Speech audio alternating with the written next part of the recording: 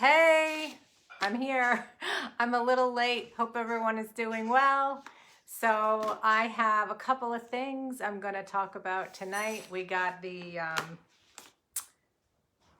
drawing, the drawing tonight for my October giveaway.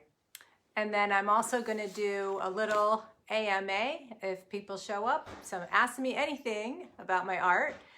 So let's see, we'll just wait a few minutes here for some people to show up. Hey, Carolyn, how are you?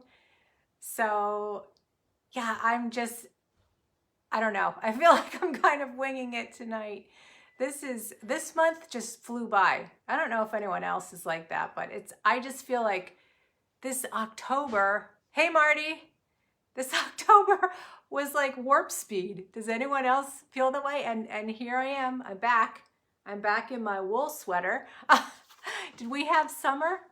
Was that real? Oh my goodness. Hey. Hiya. How are you? Tell me where you guys are watching from again. Where are you guys?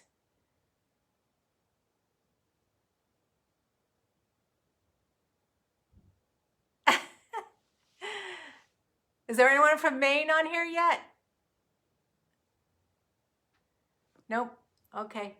Michigan. Ooh, cool. Michigan. Yeah, that's like, I haven't been there. Where else? Marty. Carolyn, where are you watching from? Massachusetts. Yay! Almost a neighbor. All right, so I'm gonna do my spiel about the giveaway. So I do this every time. So I get tons of people signing up. And what I do is I just, I randomly pick a name. And what I have to do, beautiful fall weather, we have lighthouses too. Yes, actually, yes. I've seen, I'm on some of the groups, some of the lighthouse groups. And yes, I know I've seen a couple of really awesome lighthouses from Michigan. So send them to me. If you see one, send me a picture. I love to see them all over. So yeah, so I'm randomly picking the name. I get tons of people signing up. And so what I do, hey, Kenneth, how are you?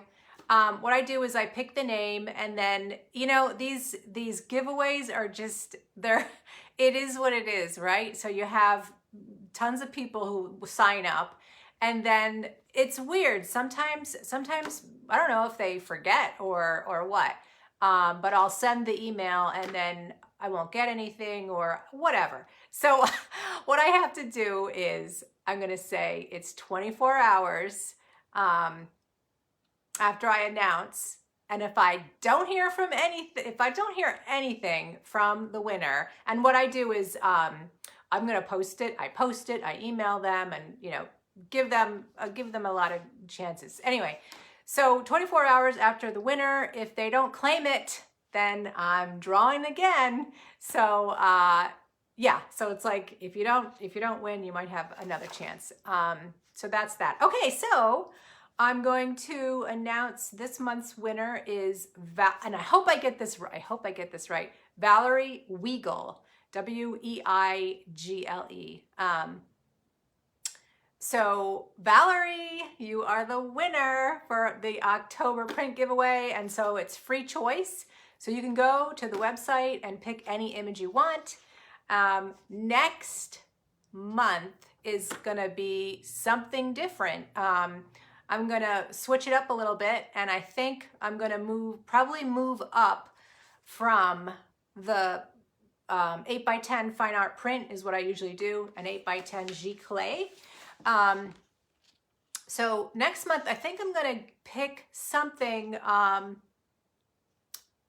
not quite as large as this. This is a canvas. This is actually not my original. This is the canvas wrap of Spring Point Ledge Light. I posted this on the Facebook page today. The original of this one is gone. Hey Lisa, how are you? So the original of that one is gone, but this is a canvas. This is a canvas reproduction. But I think for November's giveaway, I'm going to do maybe an acrylic. If you saw my last live show, I have some really cool acrylics. And what I mean by that, Shannon, hey, New Hampshire, hey, how are you? And Stephen, Chilton, hello, how are you? Jamie, hi, how are you doing? So yeah, so November, I'm going to step it up a notch. I'm going to give something that is a little bit more valuable. So maybe, like I said, an acrylic, a giclée. I showed it last time. I don't know if I don't have it right on hand, but I think, yeah, I'll step it up a notch. Hey, Rebecca, how are you? Hi. All right. So, yeah, so November is going to be something different. So pay attention to that. And then I just want to show again my note card, my Lighthouse Notecard Set. And I've switched this up a little bit too. When I started advertising these, I said 12 cards, but I bumped it up because I'm bumping it up to 14. So there's 14 cards in here. Carolyn, I love your work. Thank you so much. Thank you. Hey, Randy, how are you? Okay, so 14 cards in the Lighthouse note card set. And just go to my website and click on note cards. It's one of the categories. And these are made in the USA, which I like. Hope everybody likes that. And it's $22. I increased it just a tiny bit because my shipping went up. All right. So I'm trying to keep this very reasonable. All right. So this is a great size, could be a very nice stocking stuffer or a gift for yourself. So go ahead and go to my website and check out the note cards. I think Lisa, if you're still on here, Lisa just ordered hers. And I've gotten some really great feedback. Hey, Karen, how are you? Okay, so note cards, I did that. Okay, so the next live show, I don't have the date nailed down completely, but I think I'm gonna shoot for November 6th, which I think is a Saturday. But that's not set in stone yet. I'm still working on that. I got them and love them. Oh, awesome. Awesome. Love that. Okay. So yeah, so I'm going to do my next show, next live sale, next live show and sale will be, November 6th, somewhere around there. So stay tuned. Are the lobster boats and the Duchess in the note cards? What are in the note cards? The note cards are all lighthouses. So no, so the Duchess and the lobster boats are not. So that just, that gives me an idea for my next set, right? I should do that. I should take a poll, right? What do people want to see? And I just thought, I did a bunch of lighthouses these past 2 years. So that was my first go-to because they're just really, really popular. Are they all inspired from actual places? Yes. Okay, so all my lighthouses are actual lighthouses. Next summer, you should plan a tour of the Michigan lighthouses. I enjoy your work. Oh, awesome. That sounds amazing. Yeah, I would love to do that. So yeah, all of my lighthouses are actual lighthouses. Most of them are from Maine. One of them is in Massachusetts. Mine at Sledge. And then I'm trying to think. Yeah, just one in Massachusetts so far. Let's see. Yes. All right. So yeah. So really, my most popular paintings, hey Joan, are the New England and Maine themed. The lighthouses, the lobster boat, the boats, the seascapes. Those tend to really fly. So yeah, I could do a note card set that has, you know, not just lighthouses, but more of the, you know, seascapes and coastal views, that kind of thing. All right, so what was the next thing? I'm off track. Okay, so yeah, the next thing was AMA, Ask Me Anything. So if you have questions about my painting style or that kind of thing, go ahead and ask me a question. I'll just start talking, and then if I see a question pop up, I'll try to read it. So most of you know that I take my inspiration from the Fauves, who were painting, hey Stephen, the turn of the last century. So like 1895 to around 1910, 1915. What brought you to this style? Okay, great. All right. So right before I discovered the Fauves, I was attempting to do abstract. Does Maine have an abundance of wildflowers? Yes. I just don't know what they all are. Okay, so let me get back to the Fauves. So the Fauves, okay, so I was coming from abstract expressionism, which I love, but I didn't really click with. And then, so I was working with a professor, and she, after noticing my color choices and just the kind of marks that I was making, she suggested that I look up the Fauves. And so, you know, that was way back in the day, way before, before internet. So we all had to truck on over to the library, right? And so I just remember that day, you know, just sitting on the floor with about 10 books splayed all around me. And that was it. My world was just like, it was just like an explosion. Lisa, I love your sacred art as well. Oh, thank you. That's a niche that I need to work on some more. But I'm swamped. I'm like swamped with the regular stuff. So yeah, so the Fauves, I was very, very inspired by the Fauves. And so I have a little show and tell for you. This is, if you're at all interested in the Fauves, this is, I call this like my Fauve Bible because this is really it. This was just a huge monumental show. And I'm like, I feel like very awkward looking into the camera because I flipped the camera so I could actually show you the book. So I don't know what direction I'm going in here. Anyway, so this is called the Fove Landscape. I don't know if this is still in print, but I know that I see copies floating out there, like on definitely eBay, if not Amazon.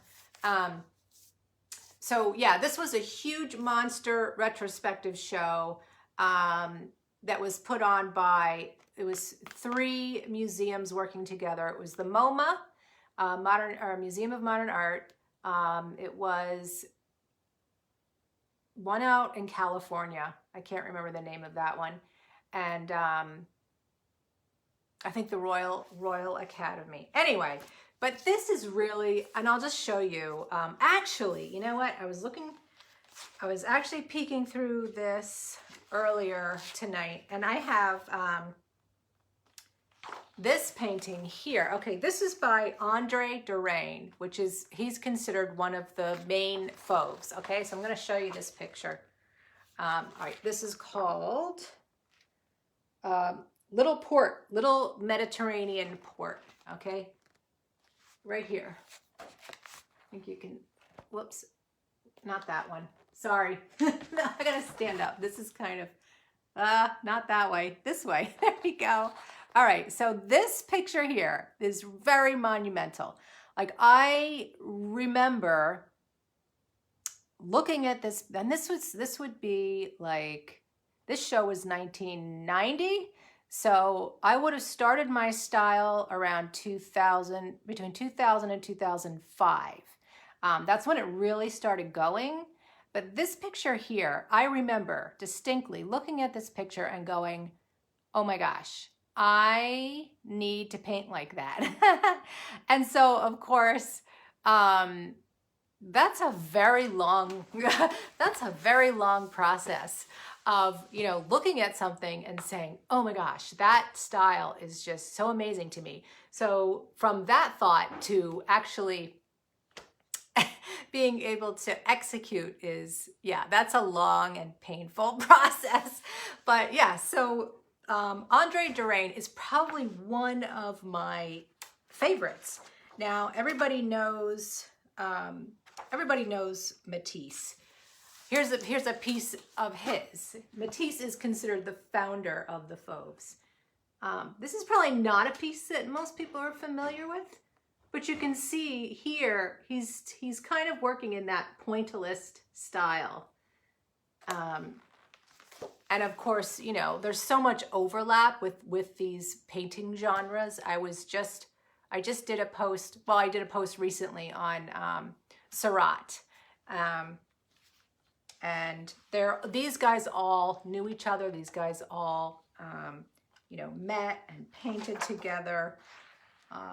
But really, in learning this style,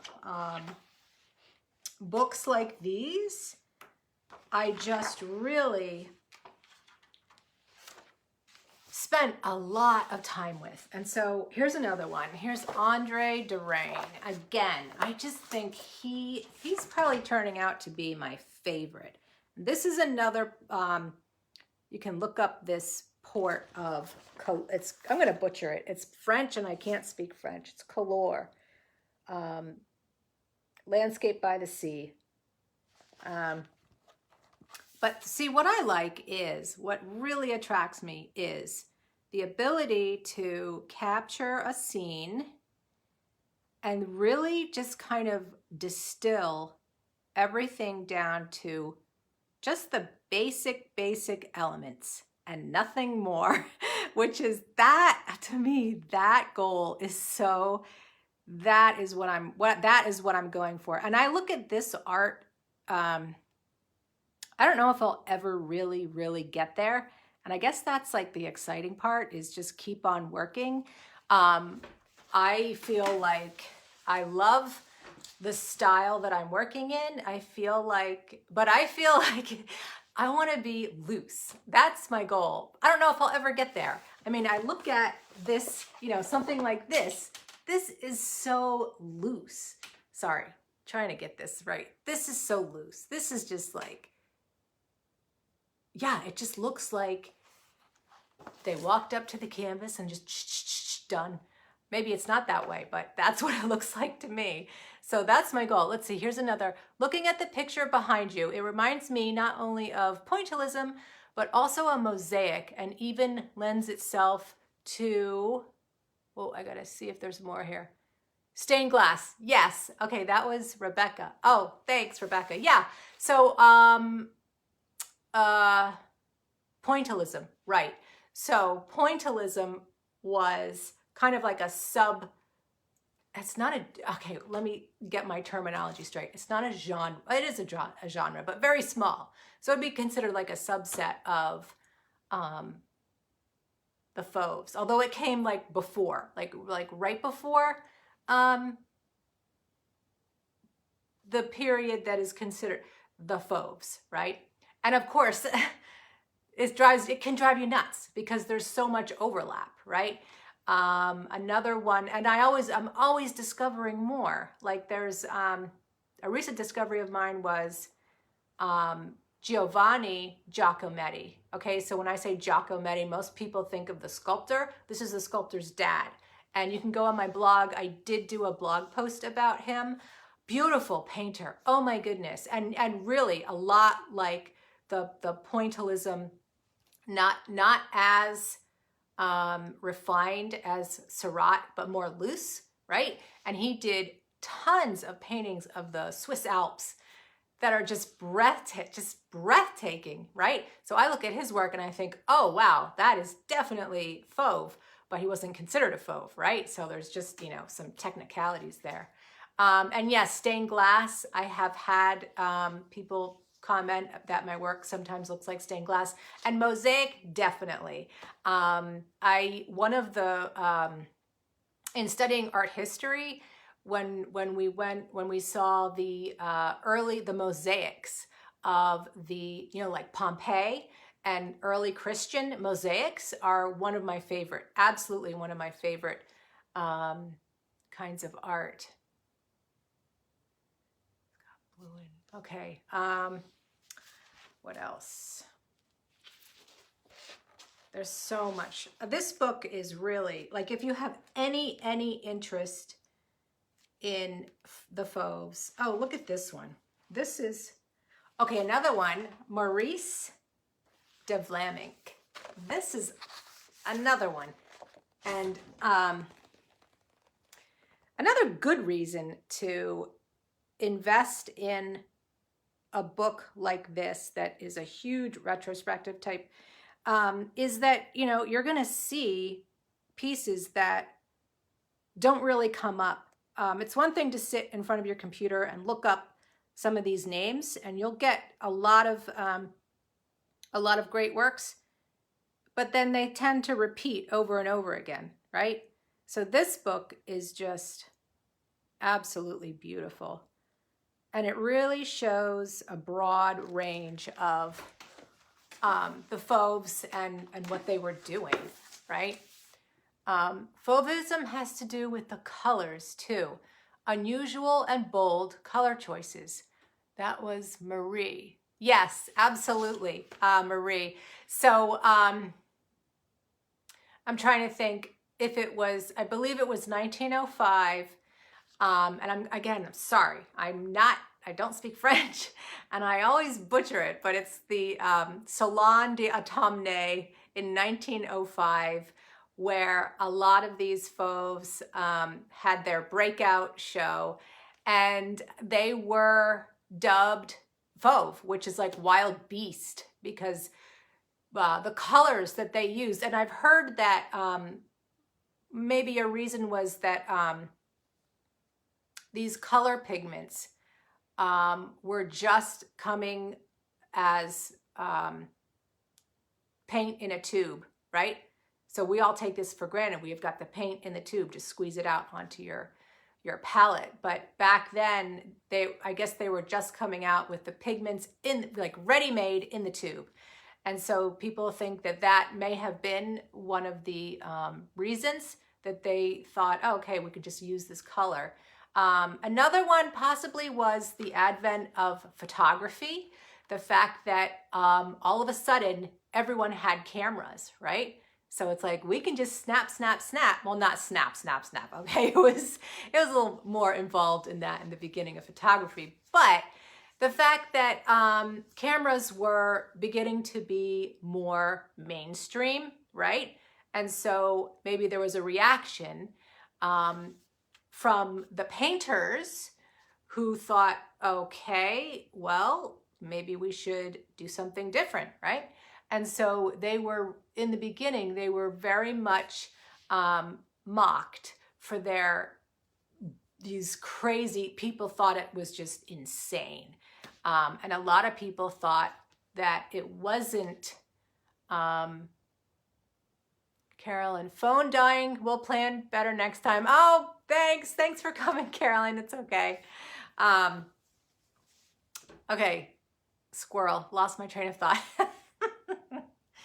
So, yes, they were mocked. They were pretty mocked for this style, which a lot of people thought was just downright ugly, right? And it was definitely a new, it was a shift. It was definitely, hey, Patricia, it was definitely a shift in thinking about what is good, what is good and proper to paint. And which is interesting, because I think why these artists were so they may not have been very successful when they were living, but we all look back now and think, oh my goodness, what genius, you know, what absolutely beautiful work. I have a personal theory on why that is, and I really think that because they were in this dividing line, right, where in their early training, and that's also interesting, if you pick any one of these names and get a book or look them up online and look at the history of their art, you will understand that they were trained in, you know, what art history now dubs the academy, which was, you know, very traditional painting, very traditional arts. So you learn how to draw first, and you've got to learn all of the basics: perspective, drawing, composition, the figure. And a lot of people will argue that, gee, maybe we should go back to that.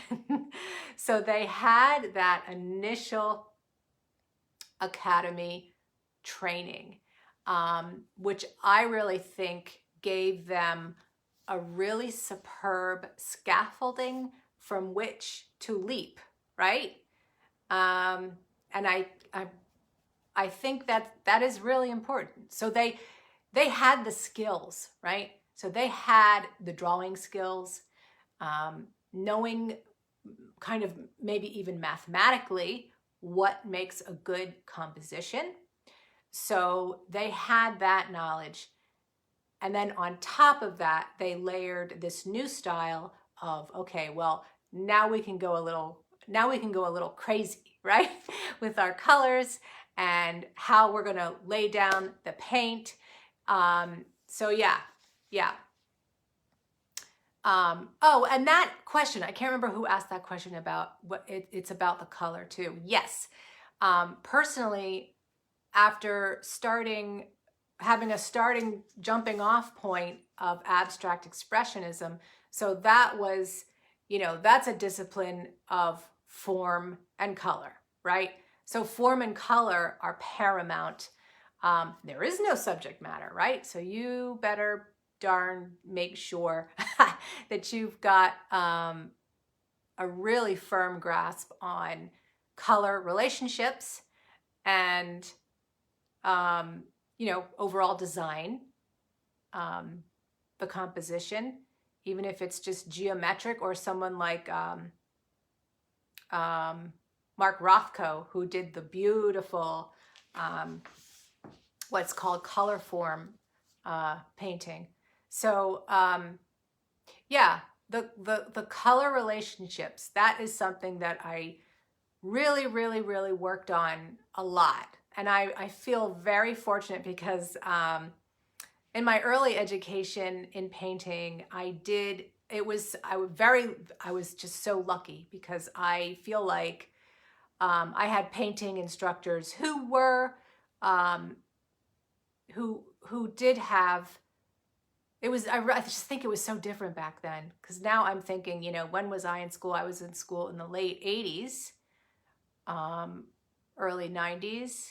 And I think, or maybe I was just lucky because of where, I don't know. I could have been just lucky that I had professors who were very adamant that you learn how to study color theory, and, you know, you do your palette and you only have the primary colors, and you really have the discipline of learning how to do the hues, the tints, the shades, and you do that over and over and over again until it's just really firmly cemented in your mind, so that you ultimately, it's like a language, right? So you're ultimately thinking in color.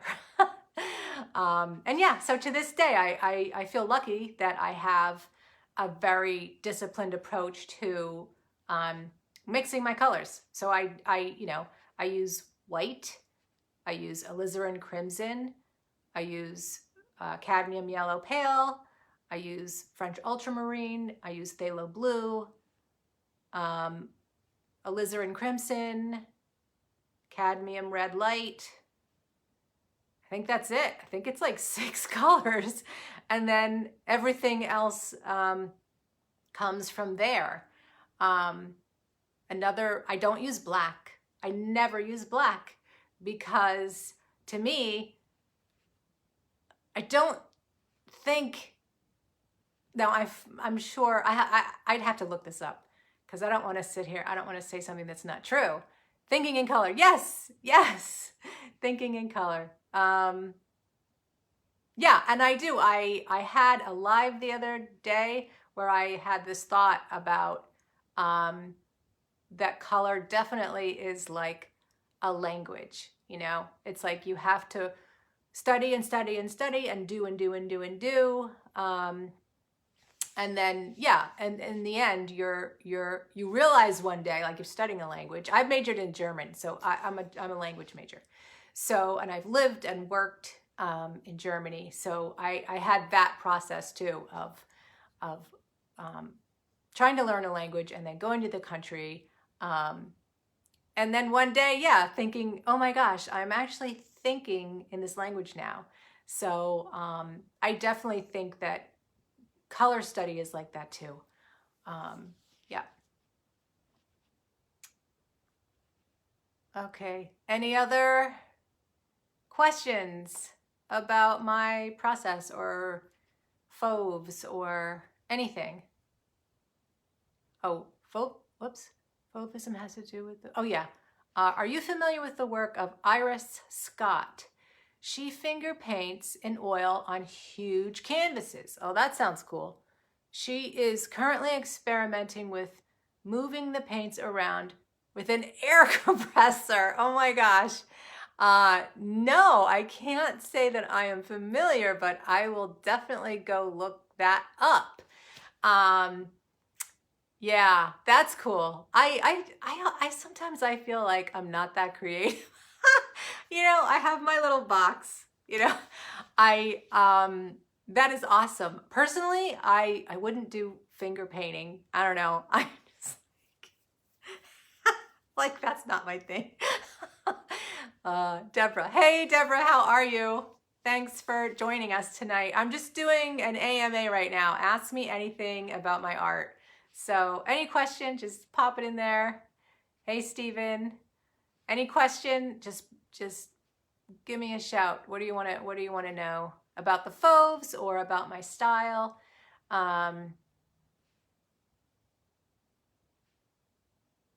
Hey, doing great, Deborah. Yes, awesome. So yeah, I was talking about this wonderful book, the Fove Landscape. And this is really the seminal book of how I got my start with the Fauves. And let me just look up because I forgot what this show was. Okay. Oh yeah, that's right. It was the Los Angeles County Museum of Art. It's not something I remember off the top of my head because it's like way out west, but the MoMA and Royal Academy of Arts. And it was, let's see, Abbeville Press. And you know what? I will put this on my site. I'll snap a picture of it and put the information out there. So if you want to look it up, you can. It's it's very heavy. So it's not cheap. But I actually have 2, just in case something happens to one. Because I can't live without it. Tell my friend and yours, Laura W. I said hi. Okay. Hello. All right. Ask me a question. I love answering questions about Fauve or anything. And oh yeah, I'll talk a little bit about this phenomenon of the Fauve genre being, you know what? It's so short. It's really crazy. It's like, yeah, like I said, like 1905 was that big show. But so obviously they're painting before that. But technically the slice is like 1900 to 1910 It's really weird. It's like they came in and made a huge splash, and that didn't really happen that way. I was like, they didn't really just disperse, right?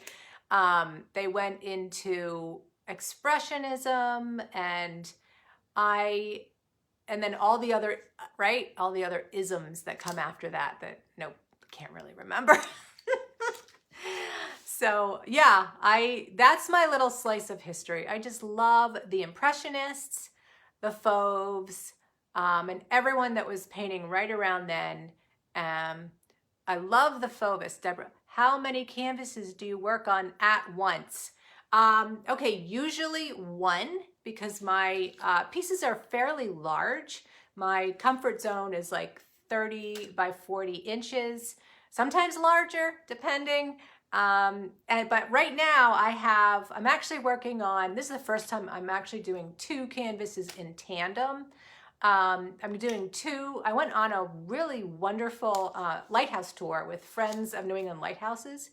Went out of Rye, New Hampshire. And so I'm actually doing 2 lighthouses at once that I'm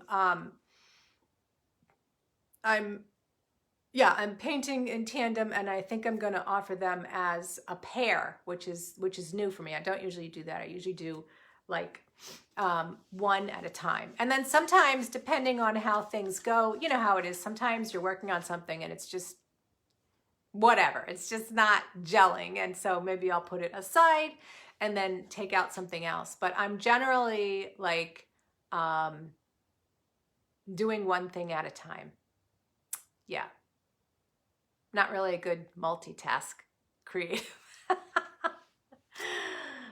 All right. Anything else? Any other questions?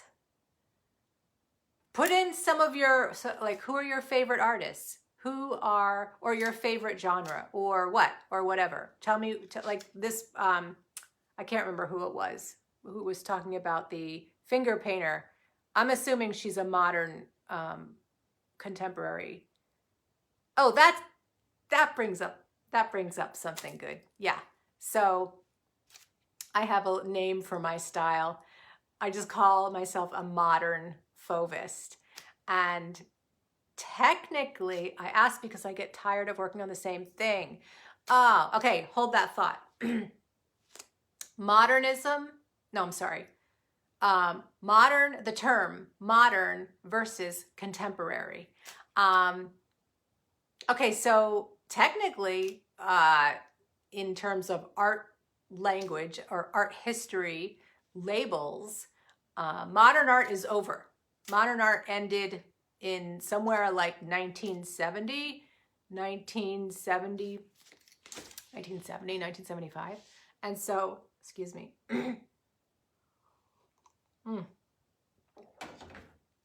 Green tea, that's better. Okay. So, technically everything that's going on now is contemporary, which kind of irks me because everything is contemporary. Everything. If you're live, you're doing contemporary. And for calling myself modern is purely, it's a language thing. It's a syllable thing, right? So as a language major, I have words that I like and I have words that I don't like. So for me, contemporary, let's see, work this out. Contemporary, a 5-syllable word. It's like you have marbles in your mouth, right? So don't want to use that word. So I just said, modern. I'm a modern Fauvist. I like the word modern. So I'm breaking, just like the Fauves, right? Got to break the rules. Who just throw out what you don't like. I asked because I get tired of working on the same thing. Yeah. Yeah. I mean, I just, it's always, that's the game, right? You do something, one painting can be just absolutely wonderful and you've got flow and things work out, and then something, it's not always, it's not always like that. I rarely abandon pieces. I mean, once in a while I will. Hey Trish, how are you? Thanks for coming.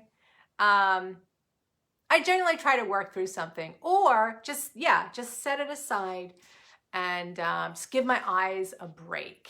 And actually with my style, that is really, that's really an important thing, because with sometimes, with the dots, it can just really drive you nuts. It's like putting together a gigantic puzzle. It's a color puzzle, right? So yeah, sometimes I'll just need a break. And there are some pieces like this one here, my Spring Point ledge. I really love this one. This is one of my favorites that I've done over the past 2 years. And for me, this was really like, I was just in such a flow when I was doing this. But I do remember, like, I just you kind of get googly eyed after a while. And then the very next one that I did, I think was, Bass Harbor Light. So you can go just on my website and look up that one. So Bass Harbor Light was very loose. Actually, you know what? When I did Bass Harbor Light, I was really, really happy because I'm just going to show this picture again from Andre Durane.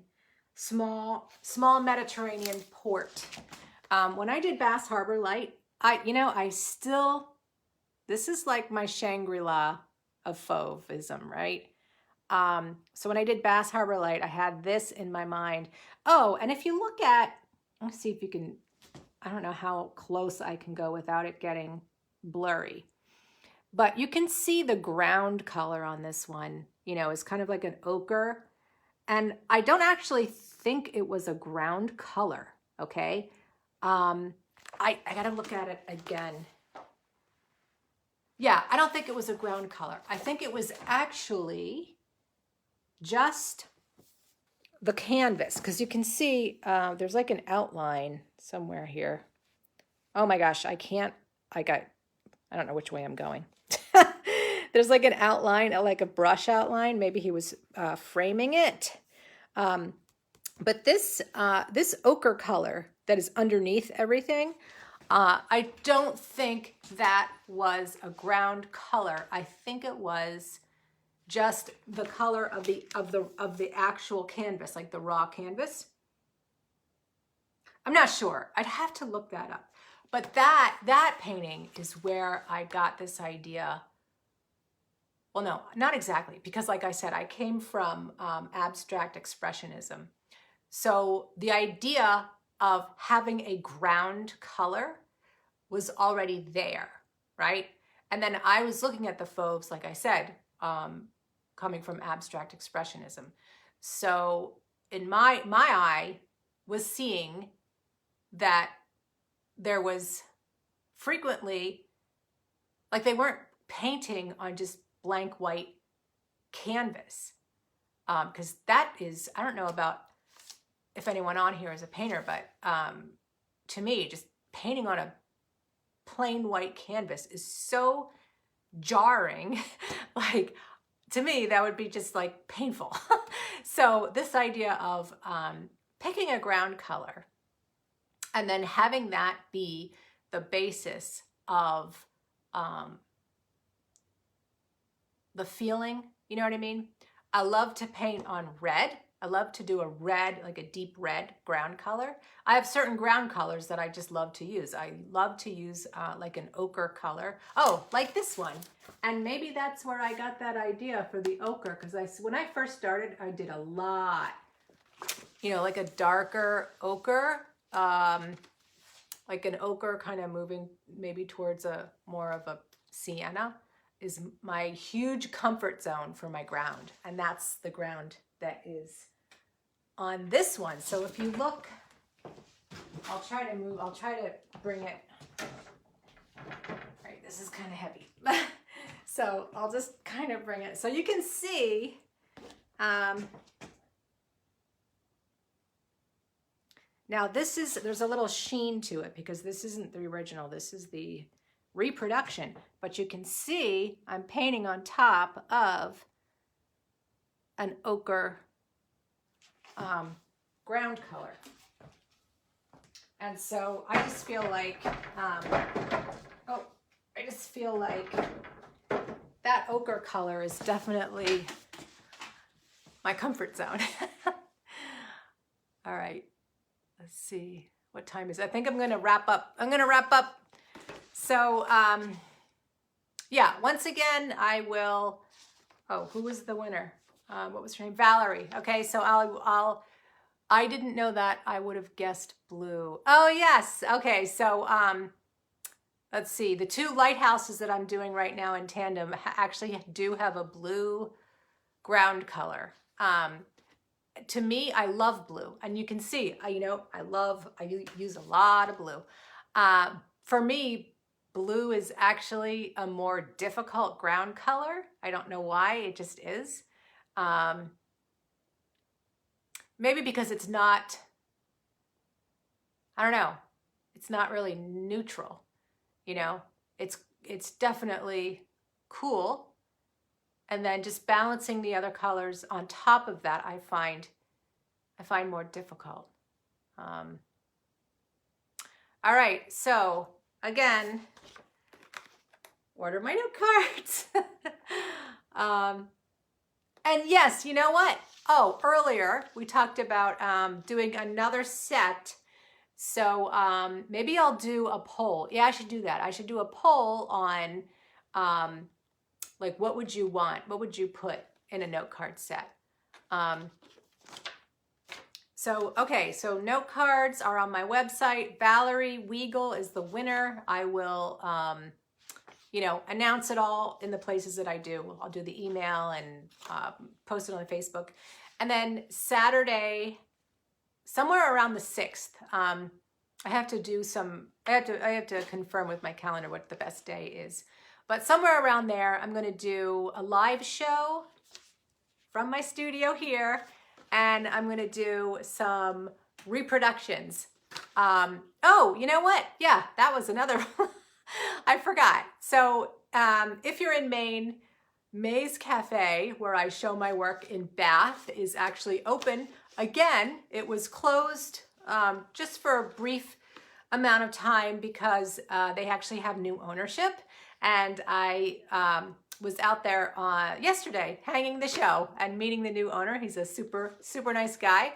So come out to May's, and all my work is there. All my originals are there now. How about a nice mixture of all different subjects of your art for more cards? Yes. Also, too, I have so much in the works. I need a 72-hour day. So also in the works, too, is a calendar. So I don't know if I'm going to get the calendar done.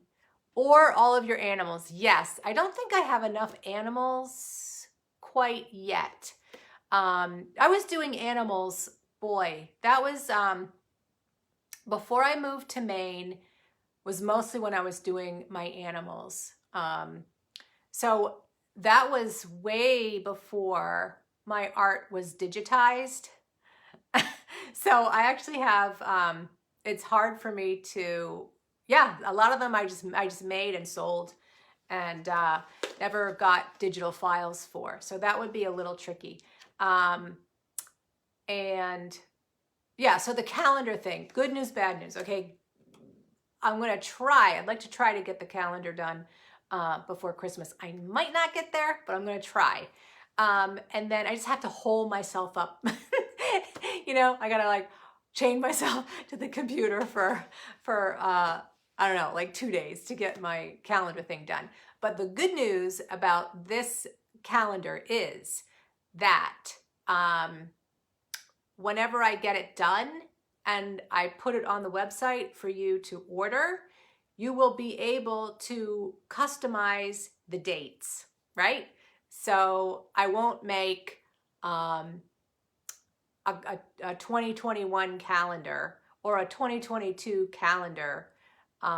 You're going to be able to customize it for whenever you buy it. So if you want it to start the month that you buy it, go ahead, you can do that. So that is one really, really cool feature that I'm really happy about, that I can do on my website. It's like I said, it's just going to take sitting down and like getting all this organized and getting it done. So, okay, I think I'm talked out. And as usual, if you have any questions at all, you can always just message me on Facebook, or send me an email. I love to hear from you, and thank you. That brings up, you know, the most important point, which is you guys giving me support, and I appreciate it so much. It really, really, you know, when I get my messages from you guys, and it's just really makes my day and keeps me going. It keeps me going. So I'm so glad you guys showed up, and thank you so much. Have a great evening. Have fun trick-or-treating if you guys are doing that. I have one trick-or-treat age child, so I'm sure I'll be enjoying some candy. All right, have a great night, and I'll see you around. I will be announcing soon when that live show is, okay? Good night. Thank you. Thank you so much. I'll talk soon.